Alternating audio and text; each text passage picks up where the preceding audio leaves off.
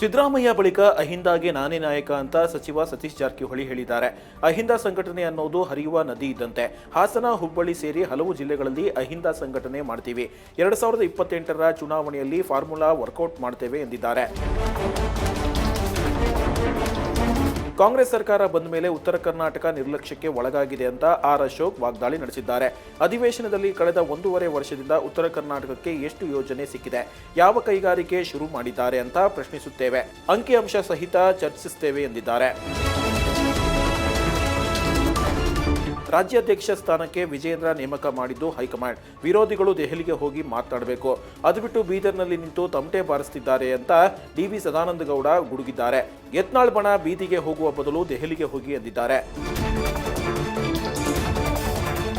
ಡಿಕೆಶಿ ದೆಹಲಿಯಲ್ಲಿರುವಾಗಲೇ ಸಿದ್ದರಾಮಯ್ಯ ವರಿಷ್ಠರ ಭೇಟಿಗೆ ಮುಂದಾಗಿದ್ದಾರೆ. ಹೈಕಮಾಂಡ್ ಭೇಟಿ ಸಂದರ್ಭದಲ್ಲಿ ಸಚಿವರ ಪ್ರೋಗ್ರೆಸ್ ರಿಪೋರ್ಟ್ ನೀಡಿ ಸಂಪುಟ ಪುನರ್ರಚನೆ ಬಗ್ಗೆ ಚರ್ಚೆ ಮಾಡಲಿದ್ದಾರೆ. ಯಾರನ್ನ ಕೈಬಿಡಬೇಕು, ಯಾರನ್ನ ಸೇರಿಸಿಕೊಳ್ಳಬೇಕು ಅನ್ನೋ ಬಗ್ಗೆ ಮಾತುಕತೆ ನಡೆಯಲಿದೆ ಎನ್ನಲಾಗ್ತಿದೆ. ಮಂಡ್ಯ ಅಬಕಾರಿ ಇಲಾಖೆಯ ಲಂಚದ ಕರ್ಮಕಾಂಡ ಬಯಲಾಗಿ ದಾಖಲೆ ಸರಿಯಾಗಿದ್ದರೂ ಲೈಸೆನ್ಸ್ ನೀಡಲು 40 ಲಕ್ಷ ರೂಪಾಯಿ ಬೇಡಿಕೆ ಇಟ್ಟಿದ್ದಾರೆ ಎಂದು ಪುನೀತ್ ಆರೋಪಿಸಿದ್ದಾರೆ. ಆಡಿಯೋ ವಿಡಿಯೋಗಳ ಸಮೇತ ಅಬಕಾರಿ ಇಲಾಖೆ ಅಧಿಕಾರಿಗಳ ವಿರುದ್ಧ ಲೋಕಾಯುಕ್ತಗೆ ದೂರು ನೀಡಿದ್ದಾರೆ. ಮಂಡ್ಯ ಅಬಕಾರಿ ಇಲಾಖೆ ಲಂಚ ಪ್ರಕರಣ ಸಂಬಂಧ ಪರಮೇಶ್ವರ್ ಪ್ರತಿಕ್ರಿಯೆ ನೀಡಿದ್ದಾರೆ. ಲೋಕಾಯುಕ್ತಕ್ಕೆ ದೂರು ಕೊಟ್ಟಿದ್ದಾರೆ. ನಮ್ಮ ಇಲಾಖೆಗೆ ದೂರು ಬಂದಿಲ್ಲ, ಕಂಪ್ಲೇಂಟ್ ಬಂದರೆ ತನಿಖೆ ನಡೆಸ್ತೇವೆ ಎಂದಿದ್ದಾರೆ. ಆಡಿಯೋ ವಿಡಿಯೋ ಇದೆ, ಇನ್ನೇನು ಸಾಕ್ಷಿ ಬೇಕು ಅಂತ ಆರ್ ಅಶೋಕ್ ವಾಗ್ದಾಳಿ ನಡೆಸಿದ್ದಾರೆ. ಸಿಎಂ ವಿರುದ್ಧದ ಮೂಡಾ ಪ್ರಕರಣದ ತನಿಖೆ ಚುರುಕುಗೊಂಡಿದೆ. ಹಿಂದಿನ ಮೂಡಾ ಆಯುಕ್ತರಾಗಿದ್ದ ಕಾಂತರಾಜು ಇಂದು ಲೋಕಾಯುಕ್ತ ವಿಚಾರಣೆ ಎದುರಿಸಿದ್ದಾರೆ. 2017ರಲ್ಲಿ ಮೂಡಾ ಆಯುಕ್ತನಾಗಿದೆ.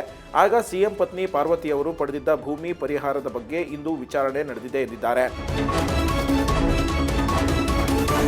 ಕೆಸರೆ ಗ್ರಾಮದ ಜಮೀನು ಸಂಬಂಧಿಸಿದ ಎಲ್ಲ ದಾಖಲೆ ವಿವರ ಸಿಎಂಗೆ ಗೊತ್ತಿತ್ತು. ಕೋಟಿ ಹಣ ಮಾಡುವ ಸಲುವಾಗಿ ಜಮೀನು ಖರೀದಿಸಿದ್ದಾರೆ ಅಂತ ಸ್ನೇಹಮಯಿ ಕೃಷ್ಣ ಹೇಳಿದ್ದಾರೆ. ಈಗ ಸಿಕ್ಕಿರುವ ದಾಖಲೆ ಪ್ರಕಾರ ಇದು ಪಿತ್ರಾರ್ಜಿತ ಆಸ್ತಿಯಾಗಿರುವ ಹಿನ್ನೆಲೆ ದೇವರಾಜು ಸಂಬಂಧಿ ಜಮುನಾರಿಗೂ ಪಾಲು ಬರಬೇಕು ಎಂದಿದ್ದಾರೆ. ರಾಜ್ಯದಲ್ಲಿ ಇಂದಿನಿಂದ ಬಿಪಿಎಲ್ ಕಾರ್ಡ್ಗಳ ಪರಿಷ್ಕರಣೆ ಪ್ರಕ್ರಿಯೆ ಶುರುವಾಗಿದೆ. ಅನರ್ಹ ಕಾರ್ಡ್ಗಳ ಕ್ಯಾನ್ಸಲ್ ವೇಳೆ ಬಡವರ ಕಾರ್ಡ್ ಕೂಡ ರದ್ದು ಮಾಡಿದ್ದ ಆರೋಪ ಕೇಳಿಬಂದಿತ್ತು. ಈ ವಿಚಾರ ವಿಪಕ್ಷ ಮತ್ತು ಸರ್ಕಾರದ ಜಟಾಪಟಿಗೆ ಕಾರಣವಾಗಿತ್ತು. ರದ್ದಾಗಿರುವ ಕಾರ್ಡ್ಗಳಿಗೂ ಸದ್ಯ ಅಕ್ಕಿ ವಿತರಣೆಗೆ ಆದೇಶ ನೀಡಲಾಗಿದೆ. ಹೈಕೋರ್ಟ್ನಲ್ಲಿ ದರ್ಶನ್ ರೆಗ್ಯುಲರ್ ಬೇಲ್ಗಾಗಿ ಸಲ್ಲಿಸಿರುವ ವಿಚಾರಣೆ ನಡೆದಿದೆ.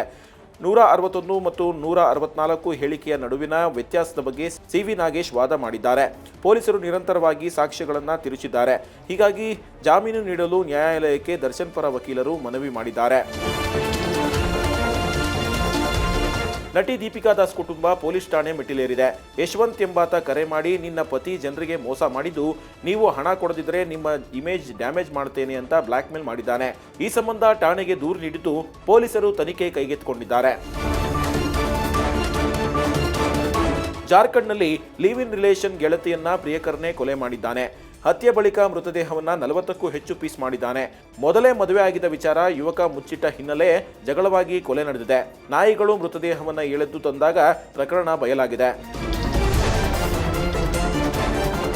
ಬಾರ್ಡರ್ ಗವಾಸ್ಕರ್ ಟ್ರೋಫಿ ಟೆಸ್ಟ್ ಸರಣಿಯನ್ನಾಡಲು ಆಸ್ಟ್ರೇಲಿಯಾಗೆ ತೆರಳಿರುವ ಟೀಂ ಇಂಡಿಯಾ ಆಟಗಾರರು ಆಸ್ಟ್ರೇಲಿಯಾದ ಪ್ರಧಾನಮಂತ್ರಿ ಆಂಥೋನಿ ಅಲ್ಬನೀಸ್ ಭೇಟಿ ಮಾಡಿದ್ದಾರೆ.